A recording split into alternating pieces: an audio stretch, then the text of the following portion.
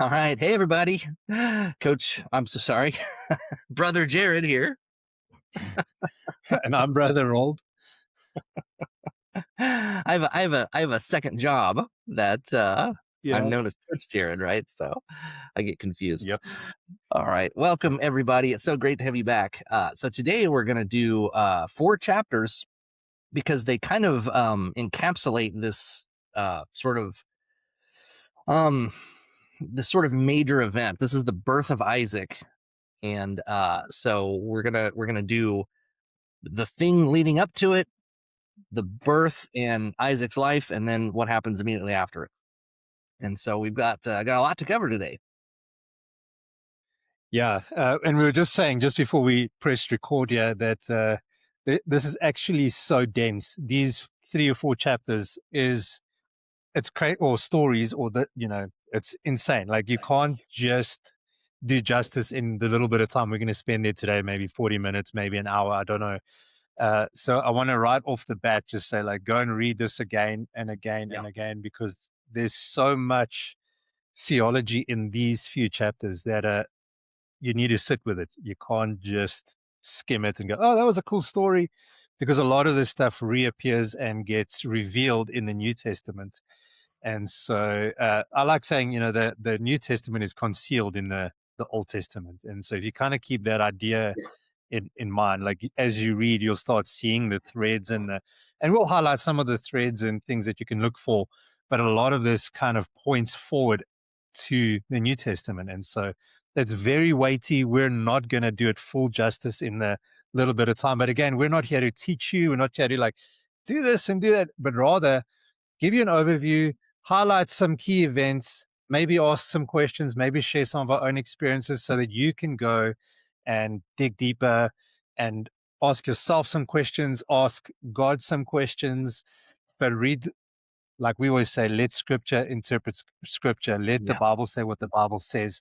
And so just keep going through this a couple of times. And who knows? I don't know what the Lord will highlight for you or teach you through this, but hopefully we can aid that a little bit as we go through today.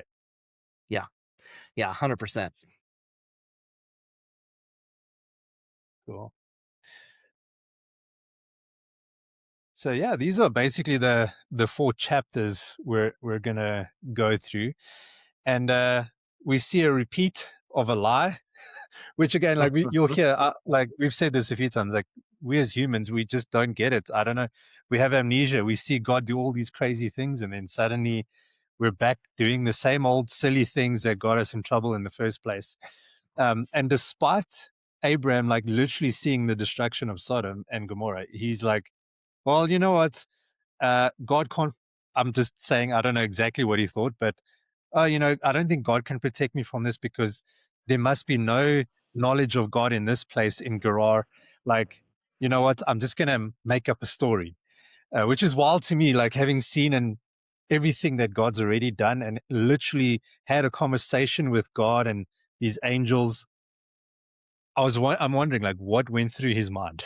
Like, but I Yeah. think we do the same, Oh at some yeah, point. yeah, 100%. I have days where I'm like super high, and like the very next day, it's like I'm not 100% sure God's real. It's like that.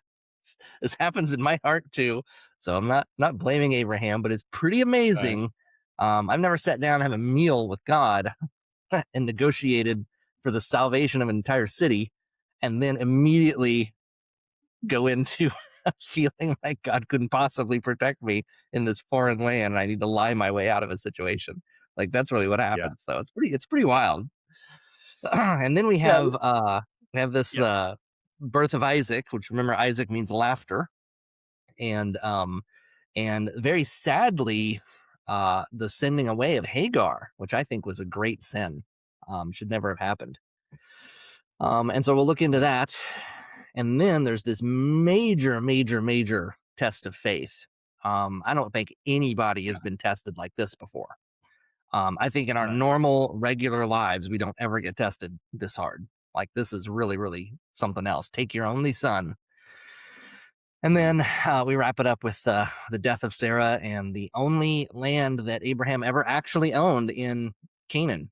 in the promised land. Yeah. God said you're going to inherit everything, but that didn't actually happen to Abraham. Mm. So we're going to look at that.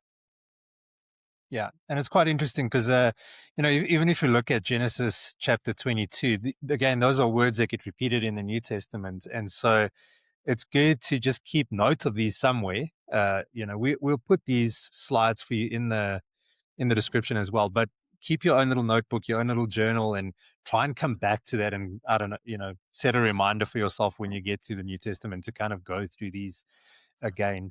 And we see some interesting events happen. But let's set the stage. Maybe like we've got a couple of key characters. Obviously, we're dealing with Abraham, like for the last couple of episodes. So Abraham now, and Hmm. Sarah. So their names have changed, and they are pretty much the main characters. But we also see Abimelech, who's this pagan king, who a lot of people, I think, off the bat, Abraham included, thought, he doesn't know, but God exists, and he Yeah. doesn't know. But we see a very different story when we get there, and then we already know Hagar and Isaac, who wasn't born up until this point, but he Yeah. now is actually introduced. And although at this point he's kind of mostly silent, I think he's got like a one-liner. He's like, "Where's the lamb?" Like Yeah. it's a huge story. Like you say, that chapter carries so much weight. We can't just skim over it. And no one, I don't think, like you say, has been tested like that ever. So those are basically the key characters that we're going to look at through these chapters as we go along. So yeah, we got Genesis 20. Um, so yeah, a repeat of a Yeah. lie. Yeah. Abraham has already pulled this. There was another king that he did this to. So Abraham, I don't know what to make of the fact that God told Abraham, like, you're going to go to the land of Canaan, the land I will show you, the promised land, which is why it's called the promised land, because God says, I promise I'm going to give you all this land. Everything that you see, everything you lay your eyes on, from this river to that one, from Dan to Beersheba, and I'm going to do all this stuff. But Abraham keeps leaving.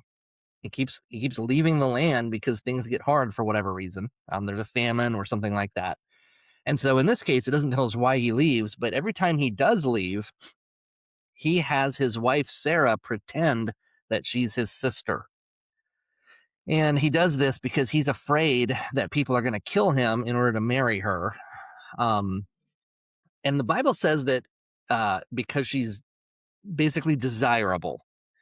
But I don't know if that necessarily, I mean, she probably is a very pretty lady, but I don't know if it necessarily means that she's uh, like really, really, really physically attractive at Mm, age 90, or if it just means she's attractive because, like, if you were to marry her, you would also be joining Abraham's family. Like, and he owns a lot of stuff, things like that. So maybe there's something like that. If she inherited everything and you married her, then you would have everything. And so maybe there's an attraction there. Who knows? But Abraham is assuming that people are going to want to kill him for the sake of his wife. And it would suck to live in fear like that every day. So, yeah. but that doesn't stop him from leaving the promised land where he knows that God is. He still goes out. So, it's pretty wild. Um, so, Abimelech actually does, pardon me, Abimelech actually does take Sarah, and he does it innocently, but he does Mm, take her, and apparently is either planning to marry her or has just married her and hasn't slept with her yet. But um, but this is an event that's happened. Sarah is living in Abimelech's house, and God shows up to do something about it, right? oh yeah. um, Yeah, I mean, it's like, again, we look at this story and you think like, firstly, I always think like, what is Abraham thinking? And then, mhm. but now it's happened. We're in the same situation. Life is carrying on. But then God pitches up, interestingly, to Abimelech in a dream, um, which is quite interesting. And if you see on this slide there, Genesis 20 verse 6, it says, I was the one, because Abimelech's like, but I didn't know. I Hmm. didn't, like you said, I did this innocently. I didn't know she was married, and I wouldn't have dared to do that because I know you, and like it wouldn't have been the right thing. And God says something quite interesting. It says, like, I was the one who kept you from sinning against me. Yeah. And so, the first thought that pops in my mind always is like, okay, God's sovereignty, like his hand in everything, and not just often the stories we read, like we've been following Abraham, but it's like behind the scenes in different nations across the world, keeping uh, everything, just the whole universe together. It Hmm. just blows my mind because of how big and powerful God actually is. Because we think, oh, you know, poor me, like I must be the last thing on his mind. But no, like he's working behind everything, every detail, everywhere, all the time. And I Yeah. hope that just maybe brings you a little bit of encouragement, because this pagan king who everyone, like I said, thought like, well, he doesn't know about God. He's just going to be dodgy. He's going to do what pagans do. Actually, he's like, no, I've heard, or he's seen, or he's experienced or heard stories about like what God has done. And he's like, no, I fear God. Like I'm not going to do these Yeah. things. And God says, well, yeah, I know. I was the one that kept you from actually sinning, which would have caused Yeah. complete destruction in that city Yeah. as well. Um, Yeah. It really is ironic. This hasn't quite been said clearly yet, but Abimelech lives in the land of the Philistines. And so if you know your Old mm, Testament, like the land of the Philistines, this is where all the evil people live. This is where it's yeah. just a godless realm, and basically everybody's a bad guy. But it didn't start out like that. This is the land of the Philistines, and we have the king of this land and all of the people uh, apparently serving the Lord and fearing Him and doing honor to Him, and saying, I did what was upright. I did, like, in the innocency, I did this. Mm, Are you going to kill innocent people just because I got lied to? That's not right. Will not the judge of all the earth do what is right? And God is there with mercy for Abimelech, a Philistine. I don't know if he himself is mm, a Philistine, but he's in the land of the Philistines. And so yeah. that's really interesting. And so you get much later on these terrible wars that come in the Old Testament with like King David fighting against the Philistines and stuff like that. And you go, what happened? Um, how can you be worshiping all these other false gods, Philistines? Look where you Mm, were. Look where you were. So it's really something. It's really something. Um, yeah. but yeah, so to just wrap up the story, um, Abimelech has this dream where God says, I'm going to kill you and everybody in your whole family, and nobody in your household can have children now. Like, no, none of your people can have children now. Um, and Abimelech says, but it's not my fault. And God says, I know that. So I've protected you. But what you're going to have to do is you're going to have to go to Abraham and return his wife, and you have to ask him to pray to me for your sake, and I'll hear him. Really interesting that Abimelech needed a mediator there. So Abimelech does this, and he says to Abraham, "What did I ever do to you? What great sin did I commit against you Yeah. that you set me up this way?" And Abraham says, "You know what? I just thought that you wouldn't know who God was. I thought there would be no fear Mm, of Him in this land, but clearly I was wrong, and I'm going to pray to the Lord on your behalf." So Abimelech gives him a whole bunch of stuff. He also honors Sarah. He gives Sarah like this huge, I don't even know what to call it. Maybe kind of like a dowry or something. It's like some mm, huge gift of like 1,000 pieces of silver and like all this stuff. He kind of gives it to her in the sight of everybody, who basically says like she is innocent. She didn't do anything wrong. mm, She basically, the sin is on everybody except her. She got mixed up in this.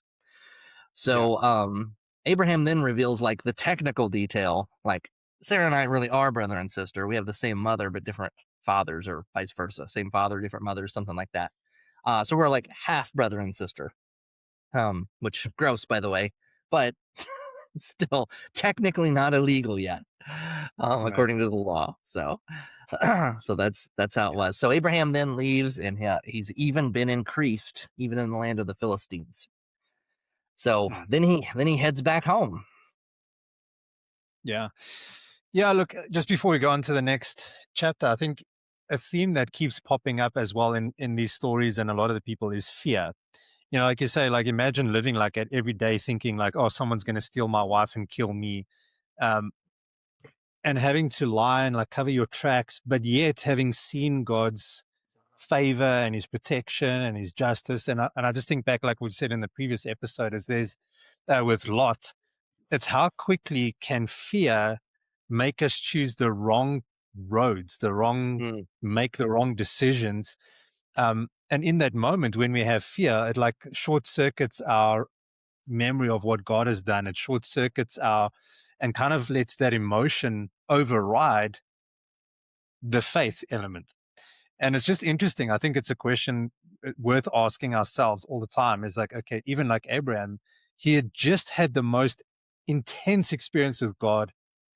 And then fear literally makes him choose a completely weird, like on the outside in, it's like, why would you do that? But that's a powerful thing is like, what does the enemy come to do? He comes to steal, kill, and destroy. He tries to instill fear in us because then it takes faith away from what God can do and what what roads like better or proper roads lie ahead.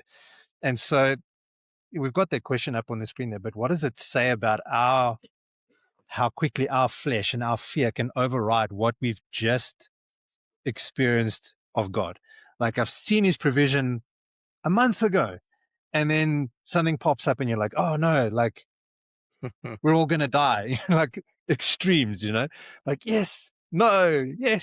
And yeah, I think it's a good reminder for us to be like, God is God our back. He's got the whole universe. Fear is not a good thing. yeah, yeah, yeah. True that. True that. Okay. So Genesis chapter 21. So Here's the long awaited event. yeah, the long-awaited event, that's for sure. So Isaac is finally born, and Sarah.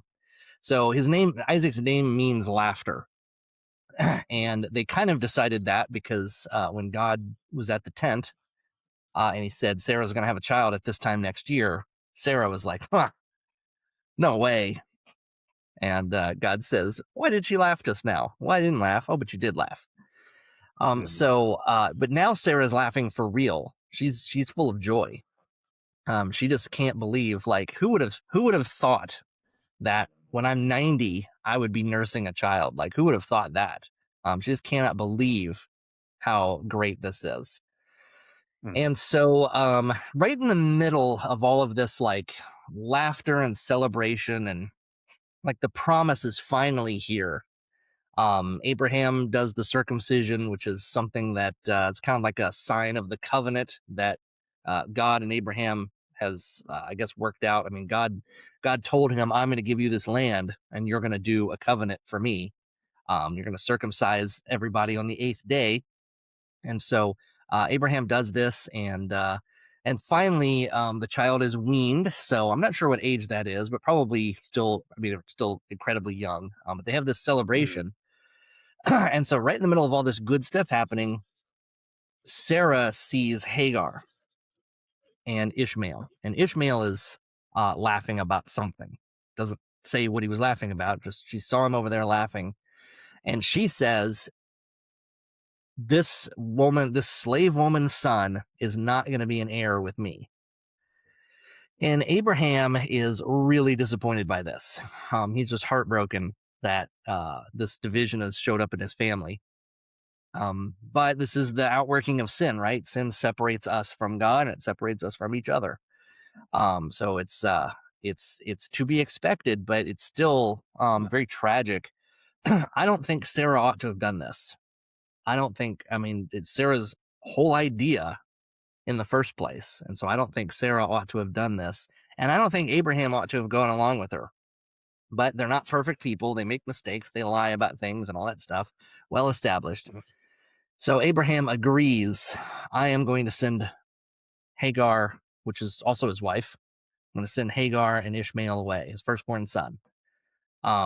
And that's really hard. That's really hard. So Yeah. Ishmael is a little bit older than Isaac.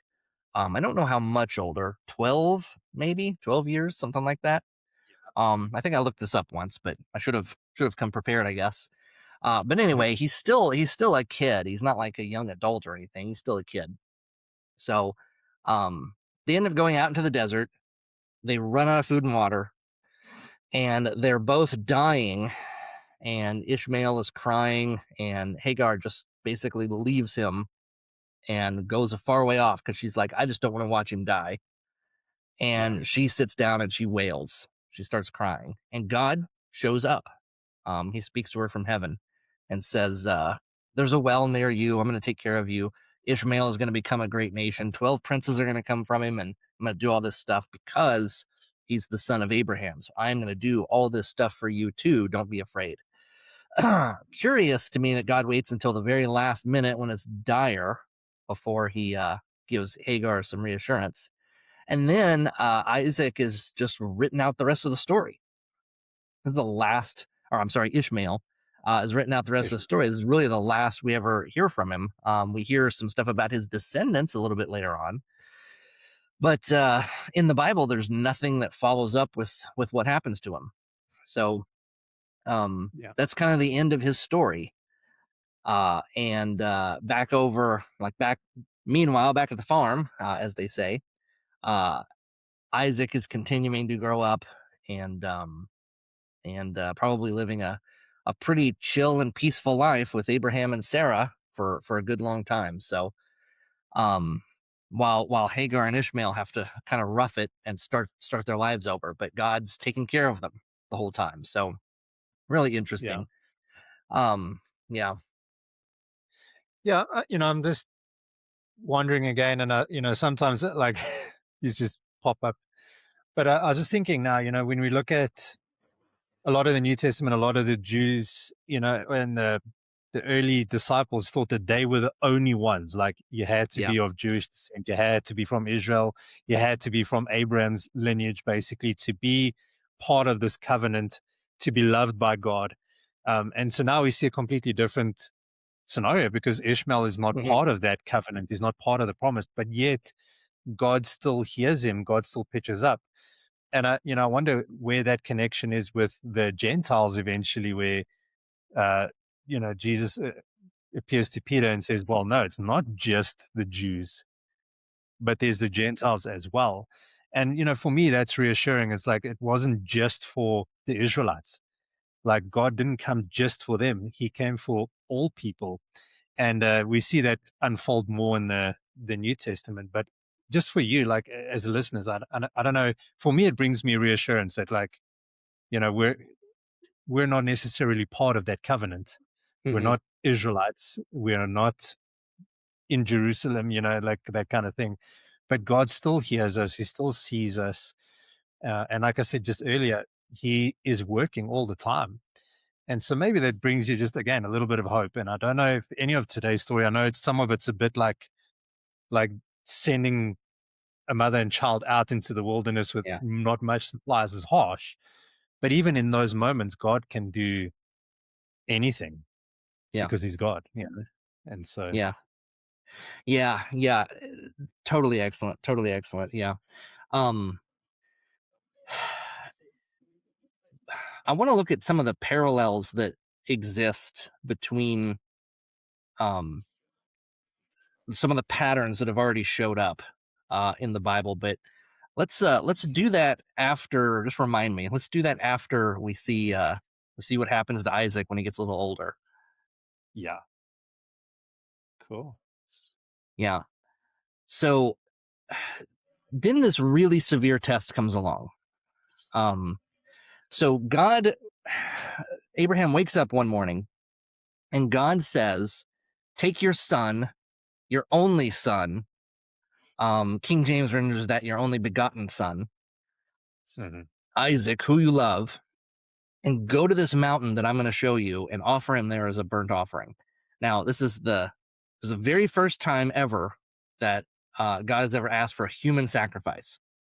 So there's been plenty of animal sacrifices up to this moment, but it's never been a human sacrifice. And you're sacrificing the child of promise.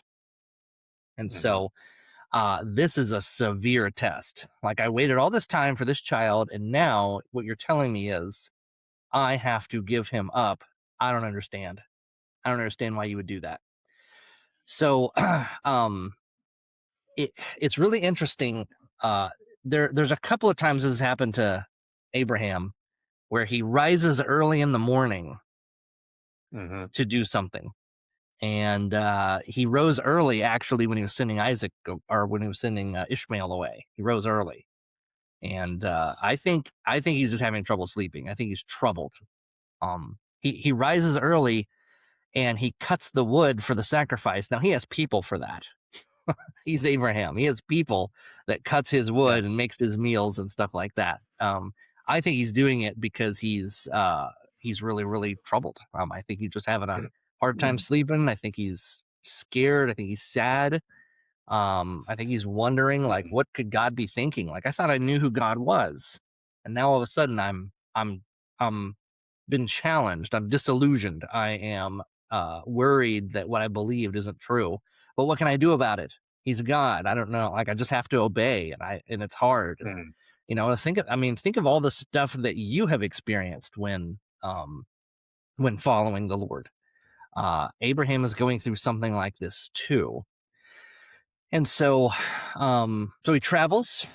He does obey. He takes a few people with him. He obeys, and he goes to the mountain that the Lord shows him in the land of Moriah. Um, Now, this is not said in the Bible, but I think this might be true.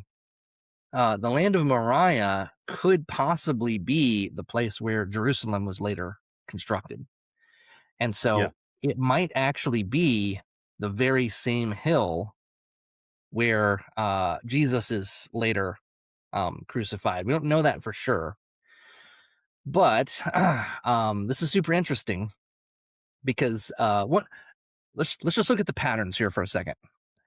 Um, we have a special created son, right? And that's kind of like in the garden, Adam was a special creation, Mhm.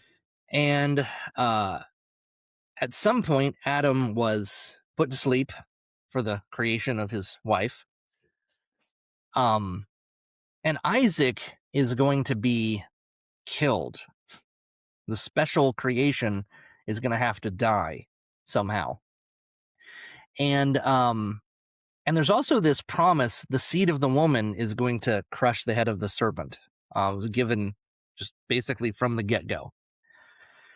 And and we go, well, was that Cain? No, Cain turned out to be evil. Was it Abel? No, Abel got killed by Cain. Was it Seth? Well, maybe it was Seth. But then that didn't happen. Or was it was it Jared? Was it Methuselah? Was it Noah? You know, and they're kind of tracing down. This Mhm. promise hasn't happened yet. But now we have another special son, a really, really special son. Maybe this is the son of the promise that in all the that's going to bless all the families of the world. That's what God said. He's going to bless all the nations of the world. All the families of the world are going to be blessed by your son. So is he the son of the promise? Well, but now we have to sacrifice him. What is that about? What is that Mhm. about? And so there's a lot of tension being built here. And then Isaac, who's carrying the wood for his own sacrifice, and so he's old enough and strong enough that he can carry a sacrifice's worth of wood, which is not a small amount. Now, if you've ever watched like any of these videos where they like recreate like what would it have been like to like, you know, what would you need to do to be able to sacrifice a bull or a sheep or something like that? Like the thing of wood you have to build, it's a respectable size. All right. So Mhm. it's not like it's small. Um and so Isaac's got this on his back, and so he's probably a young strapping man, and Abraham is I don't know, 100 120, maybe 115, perhaps, if Isaac's a little younger. But but Isaac doesn't have to put up with this. He doesn't have to get sacrificed. His dad's over 100 years old, and so Yeah, he could Isaac have fought seems to be them easily. submitting. Yeah, he seems to be submitting to the will of the father, and so he asks, "Father, we've come all this way and we brought the wood, but we didn't get a lamb." And Abraham, I think with a great deal of sorrow, probably says, "God will provide His own lamb for this sacrifice." And Mm, and how hard that must have been, knowing, like, I haven't told my son yet I plan to kill him.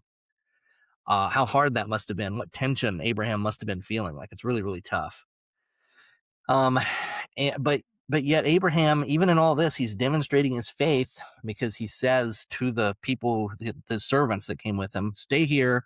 The boy and I are going to go over to that mountain and we're going to worship, and we are going to come back to you." And so, yeah. even in the original language, it's like, we are going and we are coming back. The boy and I will go, the boy and I will Mhm, return. And so, that he must have thought, like, well, I guess if I do this, I mean, God was able to miraculously create him in the first place. Maybe he'll mhm, miraculously be able to raise him from the dead. I don't know. Um, but God doesn't require it. Um, so one of the things that we know about God from this is that he doesn't actually want human sacrifice. This was a faith test. Even though he told Abraham to do it, he didn't actually desire that it goes through. So Abraham, fully willing, he's got the knife, he's getting ready to plunge it into his son, who is, I think, probably voluntarily laid down on the altar. And then the voice comes, "Abraham, Abraham." Abraham, "Yeah, uh, don't hurt your son, because now I know that you won't withhold anything from me. Therefore, I'm not going to withhold anything from you. I am mhm, going to do," and he, like, reiterates this even bigger promise. "All the nations of the earth are going to be blessed because of the thing you did here today on this mountain. I'm going to do something, and it's going to bless everybody when I do it." And that's really amazing. Then there's a substitute sacrifice. They find a ram that's stuck, and they offer the ram instead.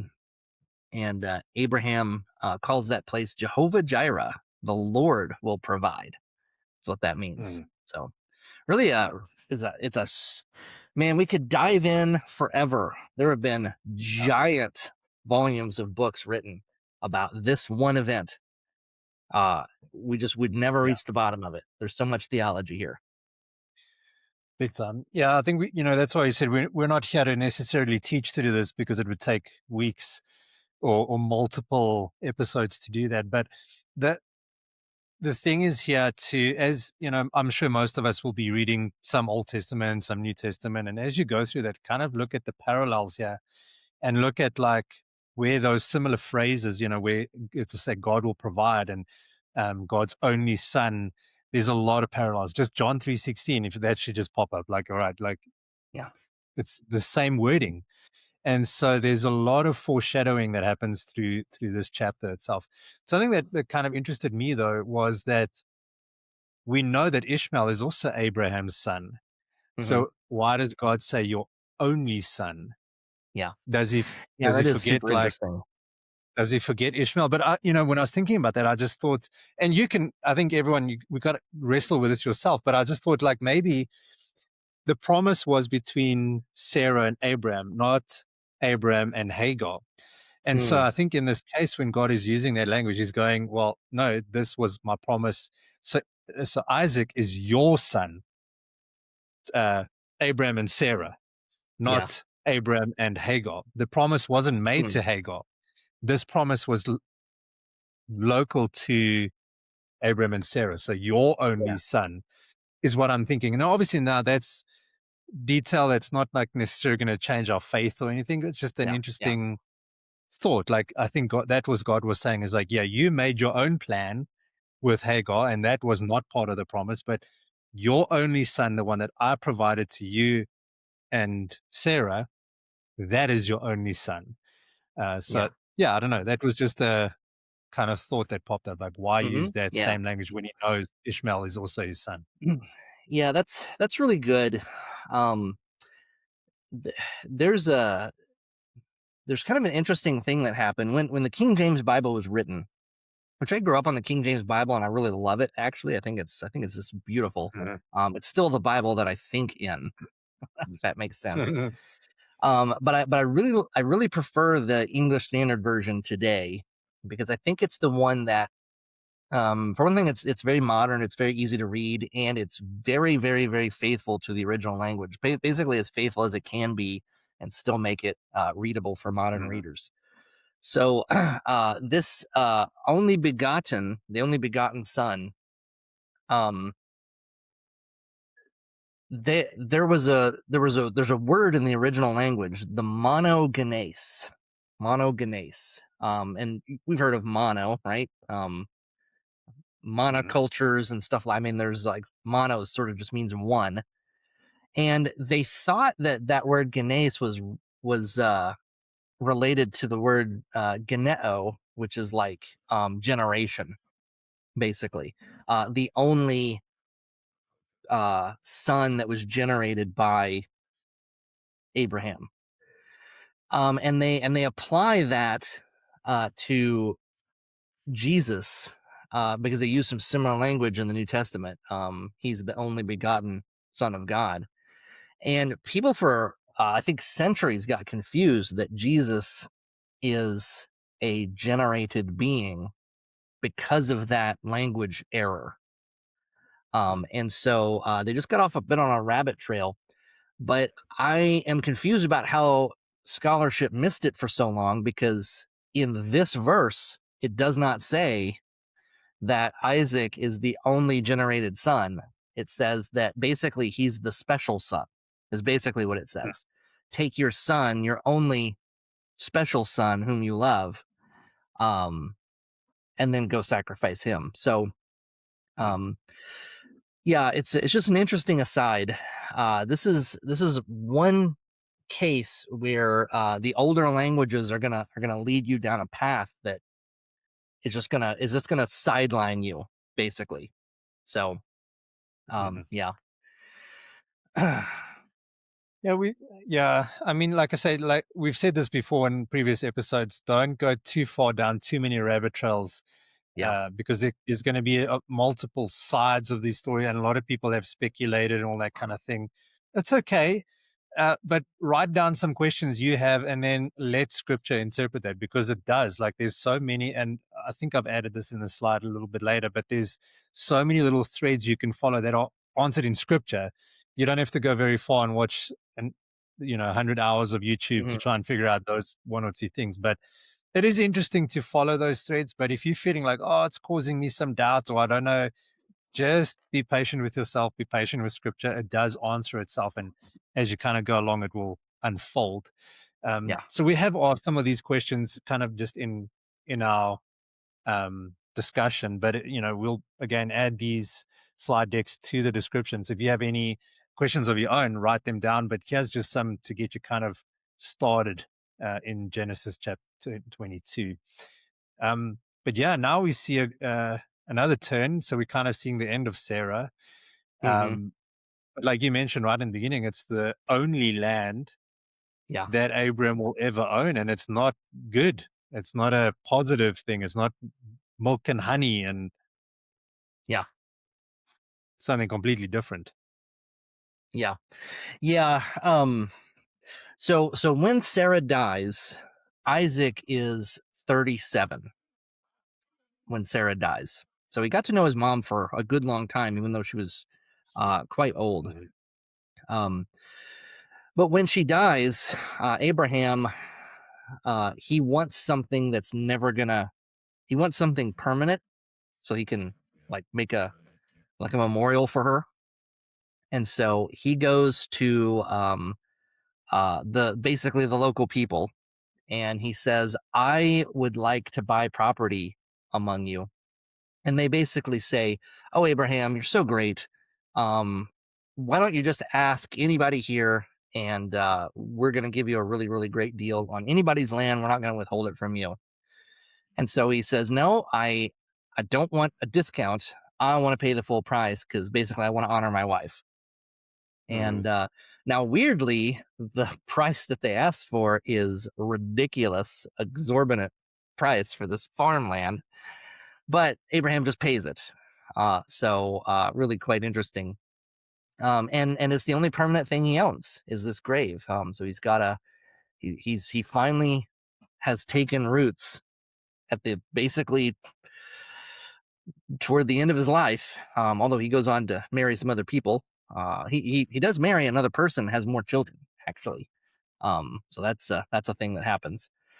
And so, uh, but it's interesting. So it's like the promise is starting to come true, but it isn't fulfilled yet. It's yes and not yet. So the promise, the fulfillment is unrolling, Yeah. and even to this day, it's not been totally fulfilled yet. So I think that it will come to pass at some point, but even right now, it's still not all the way done. And you might say, well, like maybe then that just means that God didn't uphold His promise, but it doesn't say I'm going to give it to you this year or Right something now. like that. It's just Yeah. basically like I'm going to get like this is a thing that's going to happen. And God unfolds His mysteries over periods of time. I don't know why, but He does. So, um, Mm. so interesting. I'm just reading your questions there at the Yeah. bottom. Yeah. And I think just, as you mentioned that again, I think the question is there, but, even in our own lives, then if we look at this story, like Abraham must have thought, like, well, when? How? Like, is it going to Yeah, be in my lifetime? Am I going to see this really fulfilled? But like you said, sometimes these God's plans are so much bigger than our little blip on earth. Like yeah, he sees way into the future. He knows all and sees all and has planned all out. And so for me, it's like a case of like, yeah, sometimes our plans or some of the things that God tells us, we might not see in our lifetime, but he's got a greater plan at work. And that's where I think the faith element comes in. It's like, yeah, we might not see the whole picture, the yeah, entire tapestry, but it's like God's putting these things together in a way that, we should just trust him. Kind of like Abraham did at the end here. It's like, okay, well, God, it's in your hands. Like, I don't know exactly what you're doing here. I don't know why you made me put Isaac on the thing. I don't know how I'm going to make this all happen, but you know what? I trust you. I've seen your yeah. work. I've seen your hand. I've heard your voice. You know what? I'm just going to trust you. And like we've said, and Abraham and Sarah are prime examples. Like, that's not easy to do. And in our own lives, like just trusting, it's easy to say, oh, just trust God. It's not as easy as said and done. Like, you're going to have doubts. We're going to have fears, like Abraham and many other people um, in the Bible. When we get later on into David, and many of them just like, I don't know, God, I'm struggling in my humanness, but I know I want to trust you. I want to do the right thing. I want to live in integrity. I want to have faith and not fear. And so we all have timelines, but sometimes God's timeline is beyond ours. It's something that we have no control over. We might not see the end. But knowing that God's in control, like, what does that do for you? That Hmm. we're not in control, like God is in control. What does that do for your faith? Yeah, yeah, yeah. No, I love that. I love that. Okay. Is there anything else we want to add to the end here of chapter 23? Um,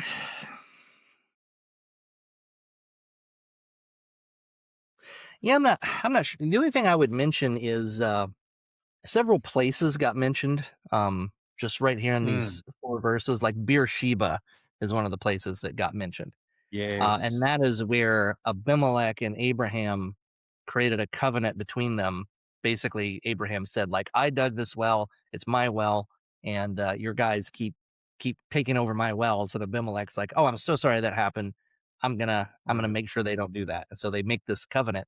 And so, like the name Beersheba, it comes up over and over and over and over and over throughout the whole mm, rest of the um like you hear like uh the Israelites say, we're going to do this from Dan to Beersheba. Well, what does that mm. mean? It's like it means from this place where Abraham did that thing all the way up here to this place where Dan, the tribe Yeah. of Dan lives, which is basically like all of Israel is basically what that means. So Yeah. it's interesting to like this tree by the oaks of Mamre in Machpelah. It's good to just kind of have those loaded in your mind because things happen progressively in the Old Testament where they revisit a lot of these places. And it's Mm, really good to have the background just in your mind when you go to those. yeah. Now, if you stick with us long enough, we're going to get to those things and we're going to remind you of like, hey, this Yeah. event happened here as we do it. But it's interesting. Yeah, and just as you said that, I just had this like idea. What if, back in the day, like you say, they would build altars, which was like that's a memory. This is where we honored God. This is where this event happened. And so as they passed on the stories and shared like what happened, they would refer to that place where that altar was, or that. Hmm. Um, we're in a very privileged age of like we have video and we have, Yeah. you know, we can write things down and store them and save them, but uh, I would just encourage everyone, like if God's done something in your life, don't forget it. Write it down somewhere, record it, like pick up your phone, video yourself, and say, "Hey, God's done this at this event," and share it with others because it increases faith in others. But it's also a good reminder for us to come back to those altars and go, hey, this is what God did. Why am I fearing? Why am I sad? Like, why am I experiencing this right now when I know what God's already done? And so it's Yeah. just interesting. I think, how could we better make use of the tools we have to remember like what God does in our Mm, lives? Um, and then I was actually going to mention yeah. this earlier, but it's like one of those little nuggets that I've heard, and I'm going to probably get like most of it. I don't remember the details, but there's an interesting, I don't know if it's a hormone or something in our bodies that only kicks in on day 8 after we're born. Hmm. And so that's, like I was going to say, like nothing in scripture is by chance, like the, Yeah. the repeated patterns and phrases. And like, even if we look at like them rising early in this chapter, like it's mentioned 3 times, it's not by accident. But on day 8, after you're born, some kind of, I don't know, I want to say like protein probably kicks in your system that it actually allows the bleeding to clog. So if babies were circumcised before then, they would probably actually bleed out. And so there's something that kicks in. So I'm just saying that it's probably useless information, but the point is that the Bible is not random. There's like, if you've Mm, ever asked, like, why day 8?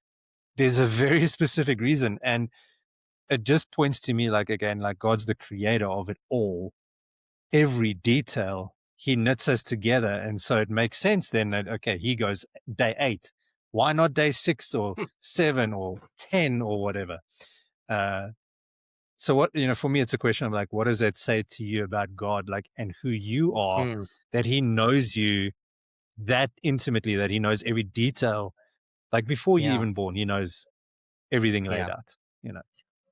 That is really interesting. That is really interesting. Yeah, I'd never heard the day 8 hormone change before, but I just Googled it, and yeah, the estrogen and progesterone leave the baby's body somewhere around day 8.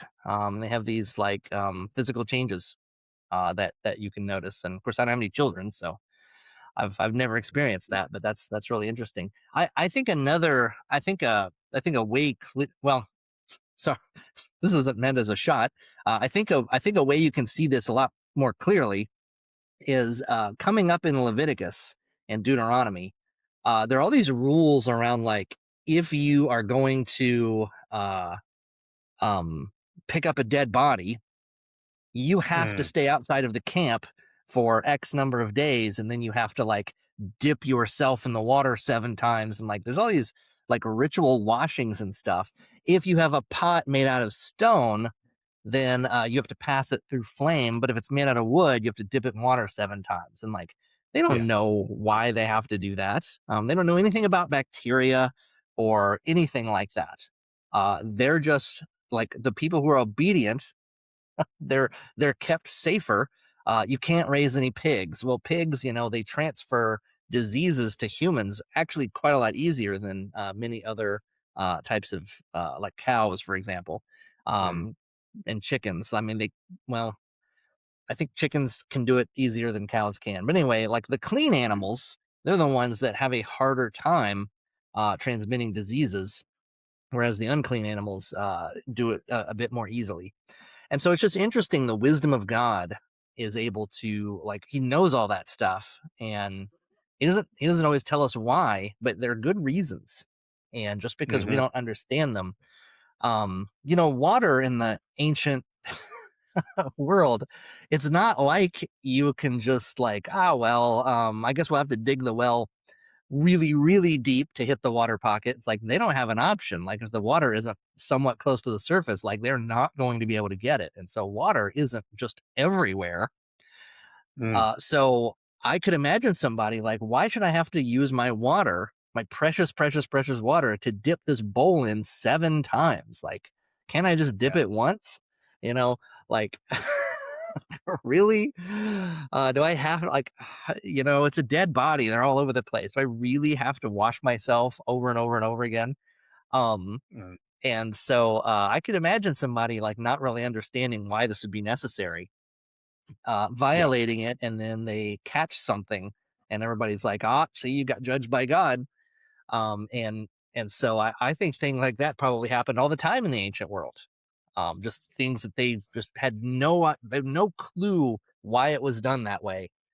And yet, so in their human wisdom, they're trying to do it their own way, and they're running into problems. And then they get mad at God for, you know, Mhm. like, God, I only dipped my bowl 6 times. Are you really that petty?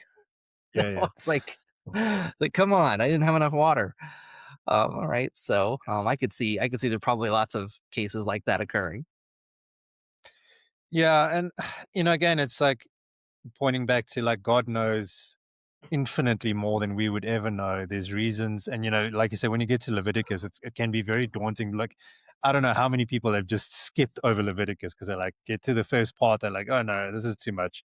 But there's so much depth in that, and again, if you're thinking about the New Testament concealed in the Old Testament, like, there's so much that will point forward to Jesus coming. And I know we're jumping ahead here, but just as an Hmm. encouragement, like, don't get discouraged with a lot of what you're reading in the Old Testament, because a lot of people will be saying, like, "Oh, God's crazy. He keeps changing his mind. He requests so much of people. He, is genocides." But that's not it. If you read things out of context, you're going to come up with a whole lot of different directions and thoughts and weird things. But if Yeah, you kind of read it, well, not kind of, if you read it in context and if you follow the threads and you look at the connections, it really answers itself. There's so much yeah, evidence, and you can see, like, only God could have orchestrated like something like this. And yeah, so, um, nothing in the Bible is by accident. yeah, And that, I'll say that till the day I die. There's nothing in it that's by chance. yeah, Definitely not orchestrated by men. And so, read it with that in mind as well. And yeah. we've always do this and just bring it home. Like, we're not going to go through these questions one for one, but take it and go, like, okay, God, what are you saying to me through these passages? How do I apply this? Like, what does this mean for me? Knowing you, which is the ultimate thing, is like, do you Hmm. know me and do I know you? And so how do you apply that through your life? Okay. Yeah, yeah. That's really great. That's really great. Yeah. Um, one thing that uh just sort of wrapping up, uh maybe this would be a better side quest. I don't know. I'll just say it really quick. Yeah. Uh there are definitely things that we don't know. So one of the things that sort of a, I don't know, a mental picture that I carry with me, um that helps me understand, or helps me make sense of what I'm supposed to do in this world, is if you think of a fleet of battleships all heading towards some destination. Well, each it's not only just that the fleet itself has to have a destination, because if they don't, every boat would just go in a different direction, right? So they all have to be aiming at the same thing. But then importantly, every single ship in the fleet has to be healthy. Like, it has to be working well. It has to have maintenance, has to have fuel, things like that. Like, it has to be ran correctly. Otherwise, um, it's just like if it's just all broken and the steering doesn't work well, that ship is going to affect other ships around it. It's going to mess them up too. And so, not only do you have to have a personal working good ship, everything else has to work together in order to form a fleet. But then the fleet has to have some kind of agenda, something that it's aiming at. Otherwise, the fleet doesn't actually make any sense. And so, in our personal lives, you might think that a pornography addiction never doesn't hurt anybody else, but it hurts you, and you hurt people around you, and people around you get messed up, right? And so, there really is a personal responsibility on your part to to read the instruction book and live your life according to the way it was meant to be lived. Which doesn't mean that like every single person in the world has to go become a preacher or something like that. It means that whatever your vocation is, like, you need to make sure that you're following the will of God for your life. And so I love that question you had in there. Do you know the Lamb? Yes. You need to know who Jesus Christ is. And so when you do that, when you bring yourself into alignment and you allow the Spirit to fix you, um, I don't think you become perfect, but I think you are able to then be in alignment with the other Christians around you, which you need. And that group together is going to do something. Now, you might not know what that something is, but the general that's conducting the war that needs that fleet to show up at that certain right time to fight that particular battle so that the entire war can be won, they need a whole bunch of stuff happening in the right order.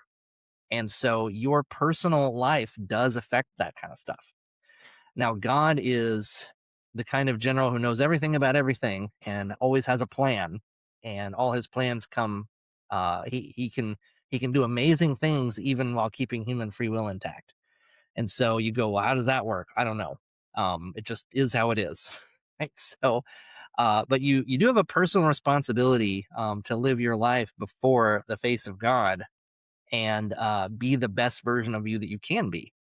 And so, if you are struggling with Yeah. that, I just want to encourage you. I love what you said. Like, Abraham failed in this thing over and over and over again. Is there something you failed in, and have you named that before God? I just want to encourage you. If you go to the Lord and say, Lord, I am full of anger and I feel really small. And sometimes I feel like a moron that I don't have anything to contribute. And sometimes I just feel like you're not even there. Um, when you go to the Lord before that, just imagine Jesus looking at you and saying, I know about all of that, and I love you, and I've forgiven you for that stuff specifically. I've forgiven you for that Mm. stuff specifically, and I have a fantastic way to use everything you've learned so far. Uh, and whenever you do that, you're like, man, the Lord loves me there. Well, you know what else? I also struggle with lust. And here's the kind of lust I struggle with. And here's how often it comes up. And here's what happens. And just imagine Jesus saying, yeah, I knew all about that. I knew all about that. And I love you. And I've taken care of all of that stuff. And I've covered you in my righteousness. And Mm. you are safe and you're mine. And I'm going to solve those issues. And I love you just exactly the way you are. And I'm here to help you grow. And now, see, whenever you do that, you get accepted by the Lord at the place where you're hurting. So, I got my preach on a little bit here. God is never going to meet you someplace where you're not actually at. So, if you're the kind of Christian who's trying to be good enough for God, you're not. Stop trying. Um, let Him meet you where you're actually at. Be honest with where you're actually at. Because if the battleship is like, sailor, give me a report on the condition of the battleship. Ship shape, sure. Right. And you actually know, like, we've got a severe oil leak and the, the rudder's bent. And I'm just going to try to hold it together. Oh, it's not going to go well. It's not going to go well. There No. is a literal maintenance crew that's going to come in and fix it, and maybe it'll be painful in your life, but let it happen. Let the Mm, correction of the Lord come. It's not there for your destruction. It's there for your benefit. And so, that is that's that's something that I think Abraham probably learned through this. Um, yeah. I went into the far land. I lied my way through it, and it wasn't good. And now I've been asked to do this super hard thing. I'm just going to obey. And obedience was better. Obedience was better. Uh, Yeah. yeah. As hard as it was better. Mhm. Yeah. Yeah. And yeah, I mean, the sacrifice of your own son, I think that's harder than thinking you might get killed. I think that's a harder thing. So Mm, it's almost like agreed. God, like, it's like, well, look at this really, really hard thing. And Abraham's like, I just have faith. And God counts it to him as righteousness that we'll see later on in the book. Absolutely. Yeah, well said, brother. And I think that's a good way to end, even if it sounds a little preachy. But I think just through this, I think a lot of people might need some encouragement Yeah. and just keep thinking like if God was there for Abraham, despite all this stuff, like he's there for you. Yeah. And so keep pressing forward. We're praying for you. Please pray for us. We also have our daily lives and our daily struggles, Yep. and so we hope to see you guys in the next episode. And please, yeah, if you like this kind of thing, please share it and pass it on Hmm. to someone Yeah. who might be questioning and or wanting to take a deeper dive into Scripture. Yeah. Please share this with them. We'd love to make an impact and make a difference somewhere. Absolutely. And it also helps us if you just put a comment in. Doesn't even matter what it is. Just put a comment in. That just really, really helps. More comment means more engagement, and it makes the machine go boo, and it shows our video to other people. So that's Yes, how that works. it does. Yeah. Yeah. All All right, righty, brother folks. Well, Rold. then, yeah, we'll see you in the next episode. Yeah, and it's always good to be with you, Brother Jared. And we'll see you guys in the Appreciate next it, man. episode. Okay.